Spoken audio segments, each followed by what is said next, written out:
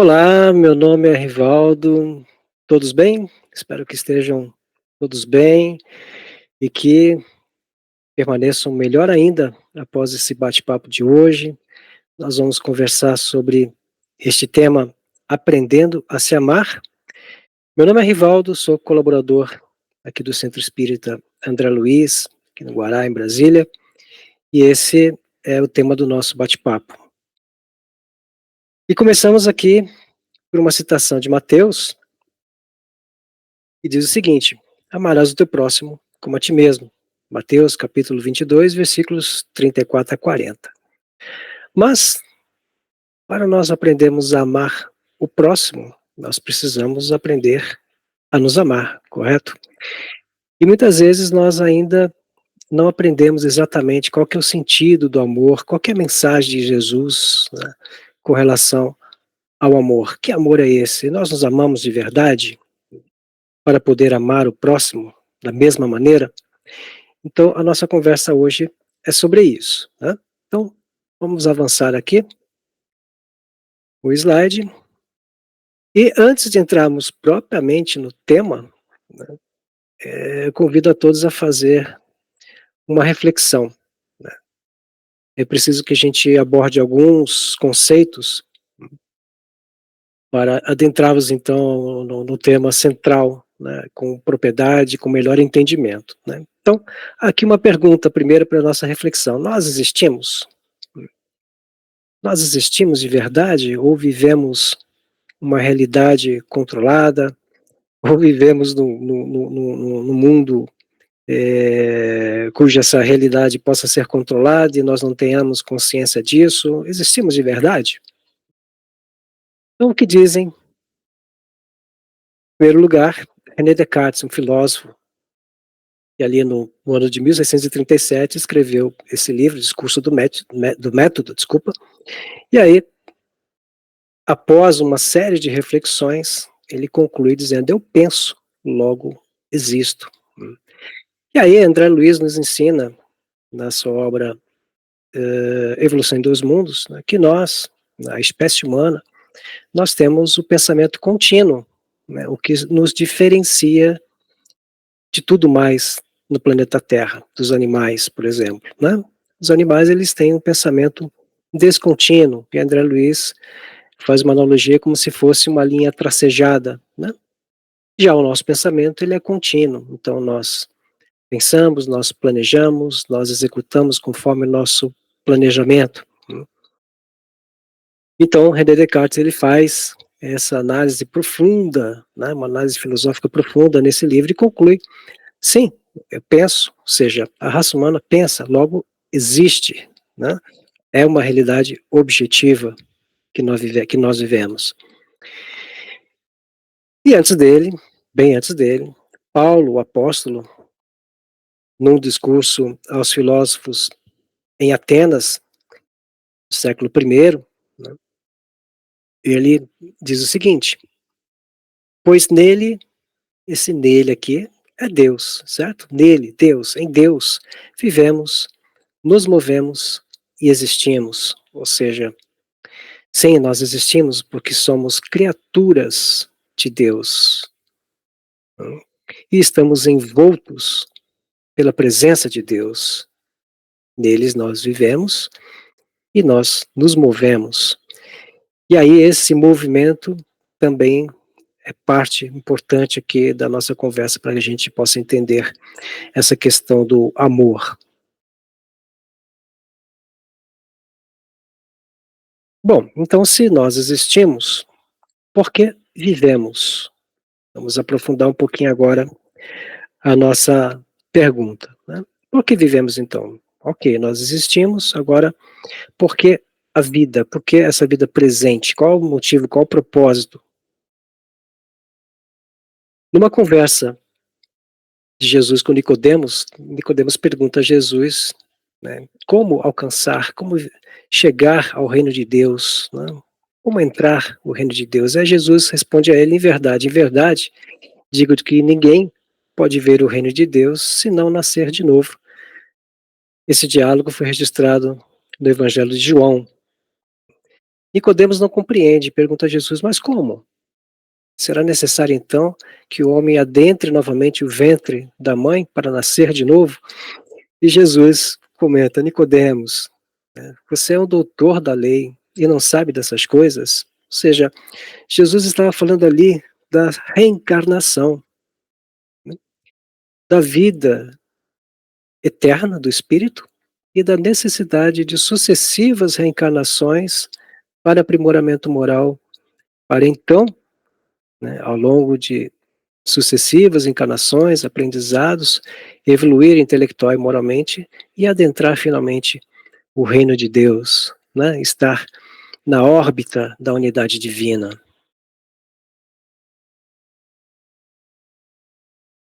Agora uma outra reflexão. Nós que estamos encarnados neste momento aqui no planeta Terra, esse é o nosso lar? Será esse o nosso lar? Ou seria esse? Se nós pudéssemos pegar um meio de transporte, um ônibus, uma espaçonave que seja, e que pudesse viajar à velocidade da luz, nós chegaríamos aí nesse lugar, né, que é a vizinhança aqui da Terra, é o centro da Via Láctea, nós levaríamos entre 25.000 e 100.000 anos para chegar lá. Né? Então, esse seria a primeira parada nessa viagem. Né? Seria esse o nosso lar, nosso verdadeiro lar? Será que é daí que nós viemos? Ou não? Será que é essa? Uma próxima parada? Uma viagem de mais ou menos 2,5 bilhões de anos percorrendo o espaço na velocidade da luz? Essa é a galáxia mais próxima da Terra, Andrômeda. Será esse, então, o nosso lar?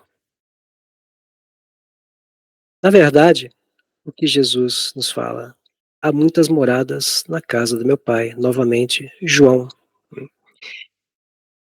E essa imagem aqui, né, é reproduzida por um poderoso telescópio moderno, né, nos mostra aqui como é, né, o universo a 4,5 bilhões de anos-luz, 4,6 bilhões de anos-luz, ou seja, quando nós olhamos para essa fotografia, nós estamos olhando para o nosso passado.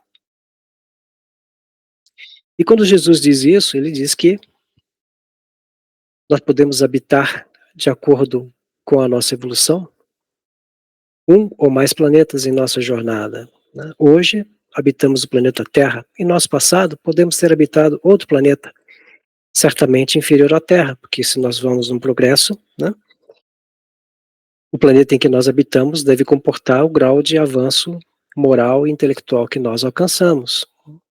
Daqui a algumas encarnações, poderemos talvez ser convidados a reencarnar em um planeta mais evoluído que a Terra. Disso depende o nosso progresso, a nossa vontade em evoluir moral e intelectualmente. Então, a nossa vida, a nossa verdadeira vida, né, não é aqui na Terra. Né? Se há muitas moradas na casa do Pai, né, e se nós somos criados espíritos simples, ignorantes e fomos evoluindo ao longo das eras, somos espíritos eternos. Então, a nossa verdadeira vida é a vida espiritual, correto? E não a vida material tão curta, né, que nos é concedida aqui no planeta Terra. Então, retomando ali a pergunta anterior, né, por que vivemos? Né? Então, Nicodemos, vivemos para evoluir,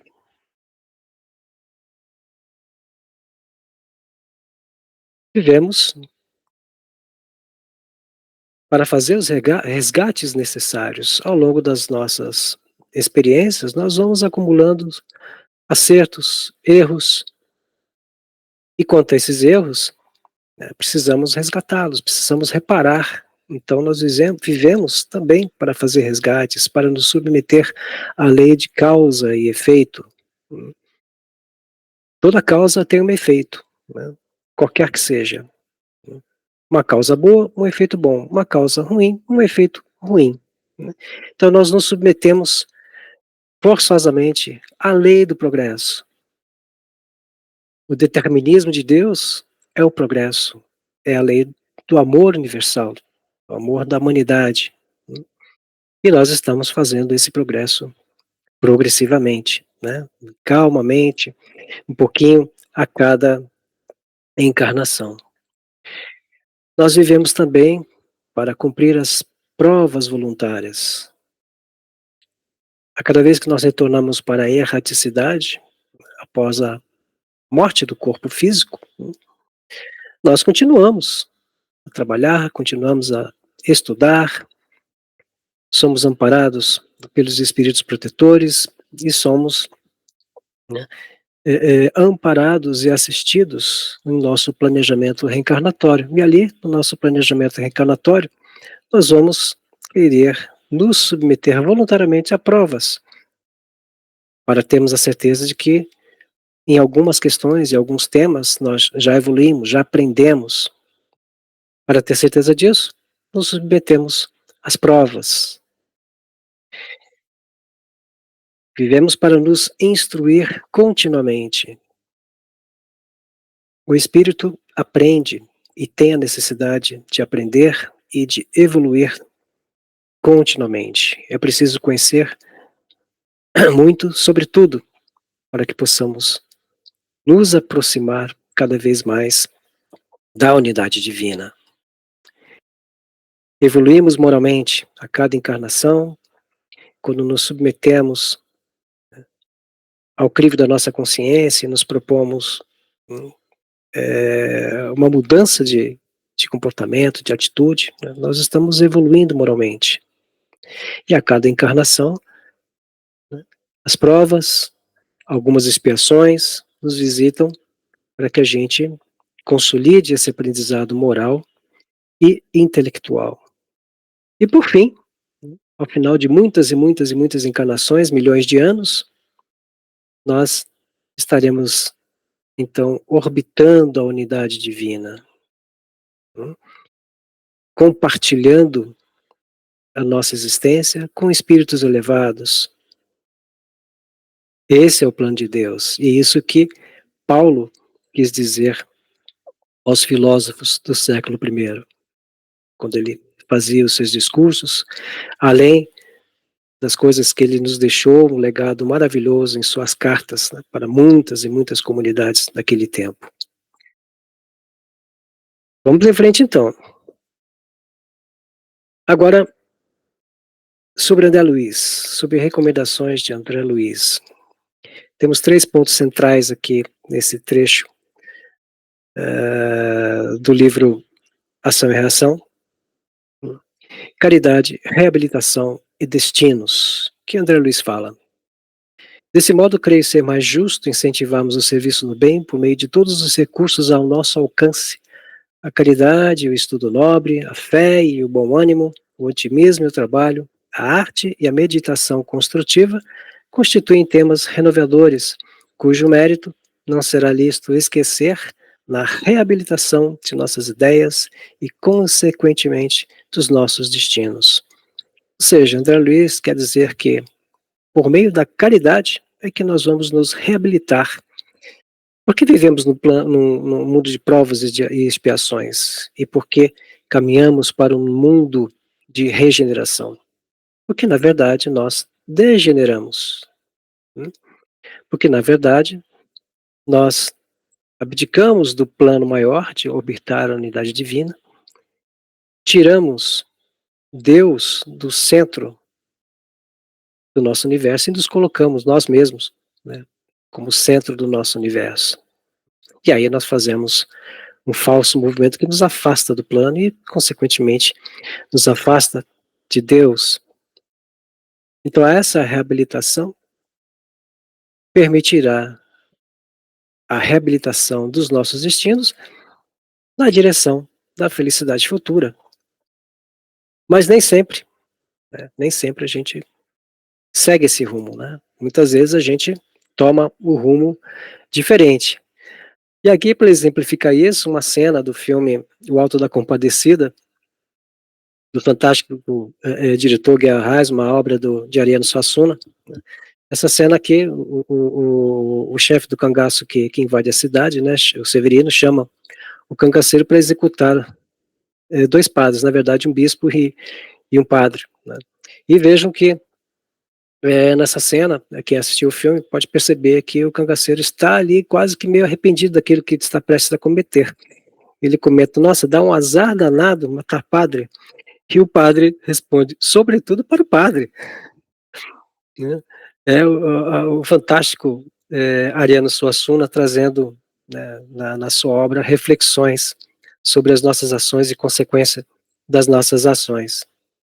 Assim somos nós, cometemos erros, às vezes não tão grave quanto esses, ou às vezes tão grave quanto esses em nossa existência, e no decorrer do caminho, das sucessivas reencarnações, precisaremos fazer os resgates necessários, né.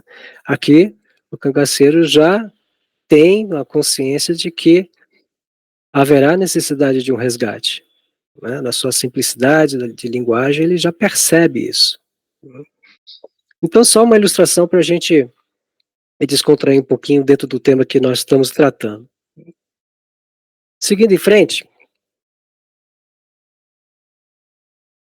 vamos agora prestar atenção nesse texto, pessoal. Por vezes, em seu caminho evolutivo, a alma, nós, espíritos encarnados, em processo de catarse espiritual, se vê em indizíveis conflitos morais que podem levar ao sentimento de culpa, de fragilidade emocional, a processos progressivos de depressão, neurastenia, por fim, a perda do amor por si mesma. Quantas vezes nos sentimos angustiados sem que esta causa possa ser identificada? Quantas vezes podemos nos sentir culpados por algo e com não conseguir identificar a causa? Por que nos sentimos culpa? Por que nós nos depreciamos diante das pequenas dores que nos visitam, não como uma dor paralisante, mas como uma dor alavanca que nos impulsiona para frente? Porque muitas vezes nós sentimos uma tristeza tão imensa que não somos capazes nem de levantar da cama, né. De onde vem isso? De onde vem esse sentimento? De onde vem essa necessidade de reparar algo que ainda não sabemos o que é? Então, vamos refletir aqui na questão 540 do Livro dos Espíritos, que fala sobre a intervenção dos espíritos em nosso mundo, né. A resposta dos espíritos à pergunta de Kardec, ela cita uma coisa muito importante: tudo se encadeia, do átomo ao arcanjo que já foi átomo. Olha só que coisa maravilhosa. O arcanjo já foi átomo. Começou a sua existência e foi evoluindo progressivamente até chegar à situação, né, de evolução espiritual que confere a ele a situação de um arcanjo. Então não devemos ter pressa, porque Deus não exige de nós mais daquilo que nós devemos e que nós podemos fazer no momento exato em que nós estamos vivendo. Então, quando nos chega esse sentimento e nós tomamos conhecimento desse sentimento, é chegado então o momento do auto-perdão. É chegado o momento da gente tirar do coração aquele prego que nós colocamos ali por tanto tempo e muitas vezes colocamos e deixamos aquele prego ali por inúmeras encarnações. Às vezes carregamos esse prego no coração há muitas reencarnações. Então é chegado o momento de tirar esse prego e vamos colocar ali a flor que simboliza as sementes que o Pai colocou em nossos corações e que precisam germinar, precisam florescer. O Pai não quer que nós soframos, Ele quer que a gente cresça, né? E Jonas de Ângeles nos traz outras reflexões. Toda vez em que a culpa não emerge de maneira consciente, são liberados conflitos que a mascaram, levando a inquietações e sofrimentos sem aparentes causas, confirmando aquilo que a gente vinha refletindo, né? Muitas vezes a gente sente uma culpa, sente uma tristeza, mas não consegue identificar. E muitas vezes é a nossa consciência, né, que se conecta com existências anteriores e que nos cobra uma mudança de atitude. Então devemos ouvir a nós mesmos, ao nosso silêncio do coração, ao silêncio da mente, ouvir as boas inspirações de nosso anjo guardião, porque novamente, não, Deus não quer nem o sofrimento e nem a destruição da sua criatura. Esse não é o plano. O plano é vivermos, crescermos e sermos felizes, mas ao longo da nossa jornada, muitas vezes, fazemos esse falso movimento, né, que nos afasta do plano. Ainda no Livro dos Espíritos, na pergunta 1004, nós vamos encontrar esta pergunta: em que se baseia a duração do sofrimento daquele que se sente culpado? E a resposta dos Espíritos é: o tempo necessário ao seu melhoramento. Sendo o estado de sofrimento ou felicidade proporcionais ao grau de purificação do espírito, a natureza e a duração de seus sofrimentos depende do tempo que ele gasta em se melhorar. Ou seja, depende de nós, depende da nossa mudança de pensamento, nossa mudança de atitude, a duração desse sofrimento. Porque esse sofrimento não é determinístico. O sofrimento é o modo como nós reagimos à lei de causa e efeito. Criatura de Deus, criada simples e ignorante, deve buscar caminhar na direção do Criador. Então, novamente citando Paulo, ao longo das nossas encarnações, nós podemos fazer esse falso movimento que nos afasta do Pai. E aí nós vamos ter que fazer uma volta imensa para retornar ao caminho, né? Mas o futuro da humanidade é determinístico, né? Qualquer que seja o caminho, em determinado momento nós vamos despertar e vamos retornar ao caminho e vamos seguir o curso, né? O curso que foi planejado, né? Essa figura ilustra muito bem isso, né? É um espírito que, instruindo-se, né, evoluindo moral e intelectualmente, né, ele começa então a subir os degraus desse processo evolutivo na direção de Jesus, governador do nosso planeta, que olha por todos nós. Novamente, Joana de Ângeles, sendo assim, então, todos podem errar, e isso acontece a miúde, tendo o dever de perdoar-se. Vejam, nós temos o dever de nos perdoar.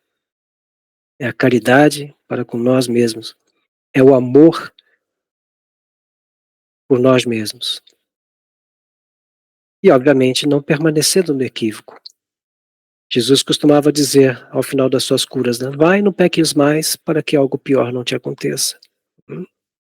Então, esse ensinamento que Joana de Ângeles está nos trazendo. Devemos nos perdoar, sim, e devemos nos esforçar para não permanecer no erro.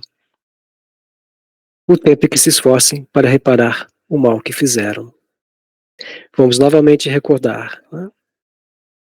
Fomos criados átomos e chegaremos a arcanjos. Esse é o plano.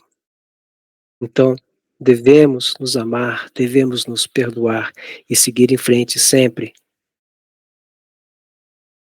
Então, o que devemos fazer de maneira prática, né?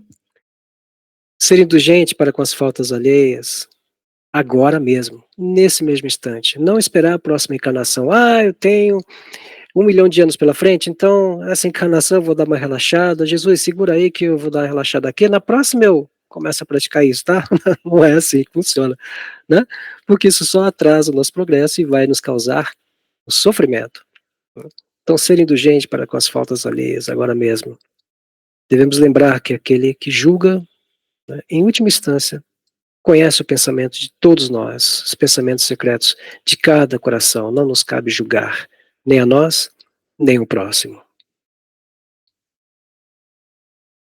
Chegará um momento em que nós saberemos exercer o perdão de maneira plena ao próximo e a nós mesmos. Isso será conquistado, essa condição será conquistada quando nós nos tornarmos capazes de praticar as leis divinas. As leis divinas do amor, da justiça, da sabedoria. Chegaremos lá, temos certeza disso, chegaremos lá. Por isso, perdoe as próprias faltas. Precisamos perdoar a nós mesmos, ao mesmo tempo em que precisamos nos esforçar para nos melhorarmos.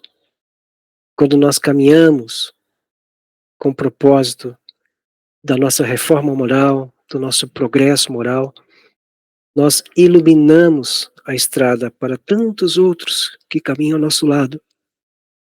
Muitos, muitos companheiros que já estão na erraticidade, que foram nossos familiares, que foram nossos amigos, alguns que foram nossos amigos no passado e que hoje são nossos companheiros espirituais, que estão buscando da mesma maneira esse progresso. Nós iluminamos essa estrada quando mudamos o nosso pensamento, quando mudamos a nossa atitude. Cultive o amor a si mesmo, ao próximo e a toda a criação de Deus. O amor. Ainda estamos distantes de compreender aquele amor pleno que o Mestre Jesus ensinou. Mas dentro do que nós já conhecemos, podemos fazer muito, muito. Amando a nós mesmos, amando ao próximo, amando os animais, as plantas, amando os pássaros, amando os rios, os oceanos, né? Amando toda a criação. Isso é libertador. Fazendo isso, estaremos sempre amparados por bons espíritos, pelos espíritos protetores, ou seja, como Jesus disse, brilha a tua luz. Nós temos em nós o DNA divino. Se saímos das mãos de Deus, nós saímos das mãos de Deus e fomos criados num ato de amor. Então, há algo de Deus em nós. Jesus diz isso. Sois deuses, mas ainda não sabes. Então, o que nós temos que fazer é reconhecer essa semente divina que está em nós, que nos fortalece continuamente, que nos impulsiona, que nos consola. Brilhe a tua luz, brilhe a nossa luz. E assim nós chegamos ao final dessa breve exposição, com mais uma última reflexão. Bem-aventurados os que choram, porque serão consolados. A consolação sempre está ao nosso lado. Ao lado da dor, haverá sempre o remédio, o alívio. Quantas vezes já recorremos ao nosso anjo guardião? Quantas vezes já elevamos a nossa prece aos pés de Jesus, rogando a Ele força, rogando a Ele o amparo, a consolação, rogando a Ele o pão para o nosso espírito? É tão simples, Ele sempre nos ouve, sempre. E tudo aquilo que nós necessitamos, tenhamos a certeza que nos será concedido para que possamos atravessar inúmeras encarnações na busca do progresso moral, na busca da felicidade futura, para um dia, ao longo de milhares, milhares de anos, retornarmos para o seio de Deus, para a casa do Pai. Fiquem todos bem, que Deus nos abençoe a todos, que assim seja.